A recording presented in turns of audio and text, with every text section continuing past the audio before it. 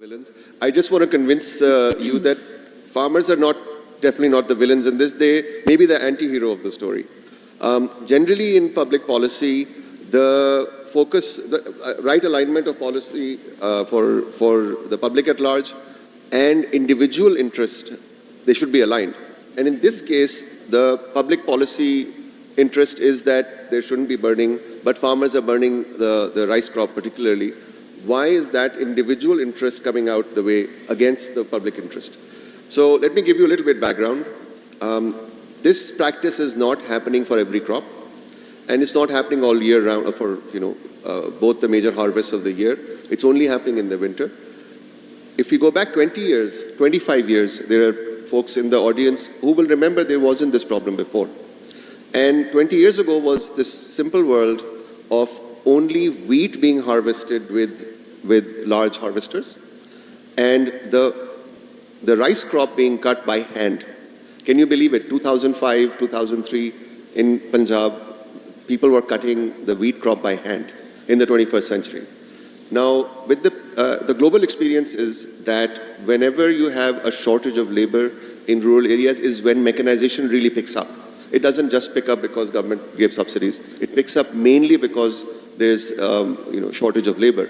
And the shortage of labor in the rural areas, especially around harvest time, has been getting more and more extreme over the last few decades, but last couple of decades particularly.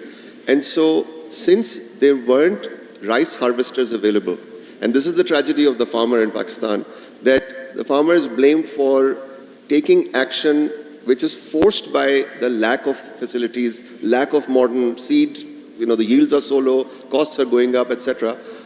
This is not stuff that the farmer can control.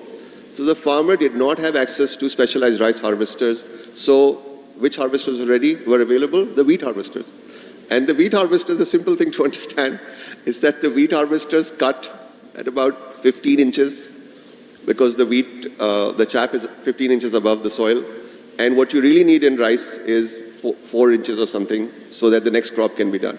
Now this difference, 15 inches, 4 inches, this is the central to the problem.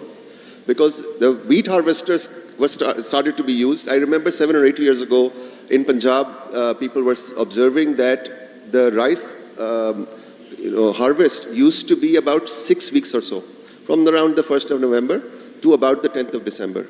And it shrank within a few seasons to 20 days because the harvesters were being used, whether they are new, whether they are right for rice or not, the harvesters were being used, and it saves the farmer a lot of time as well.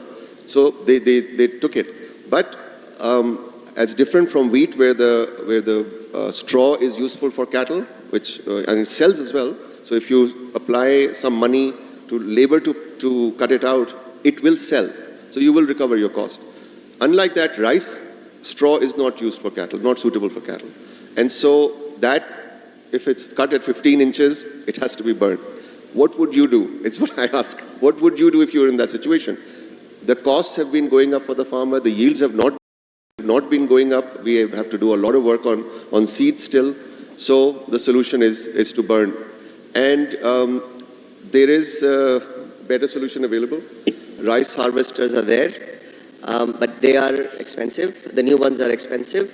The Asian Development Bank did a very comprehensive survey in Punjab a couple of years ago for mechanization, and they asked the average age of the wheat harvesters in Punjab that people are using. The average age was 37 years. 37 years.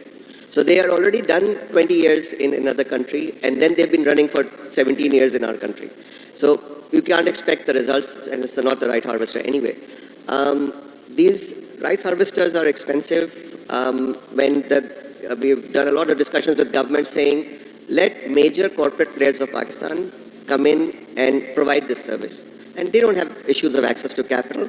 Farmer will get a few more monds every acre if the rice harvesters are used for rice. Yeah. And so farmers will pay. But I think this is where, in policy school, Rumina, they teach you about good practice, good policy and good politics. So it's good practice to have the rice harvester. Yeah. It's good policy to try to finance some large-scale, large players for this, but it's not good politics. because in the end, the decision that comes out, and I'm being a little bit flippant here, but this is really, I think, how to understand it. When the policy decision comes down to the politics, it's the optics of giving a handful, 100 harvesters to big companies who can really do the job and get it done and get loans, etc., for them and make it a sustainable business versus the optics of giving 10,000 small machines, which may not be the right ones, to small farmers. Always the small farmer option wins. And maybe that's good, but it's still not solving the problem. So I'll stop here if you...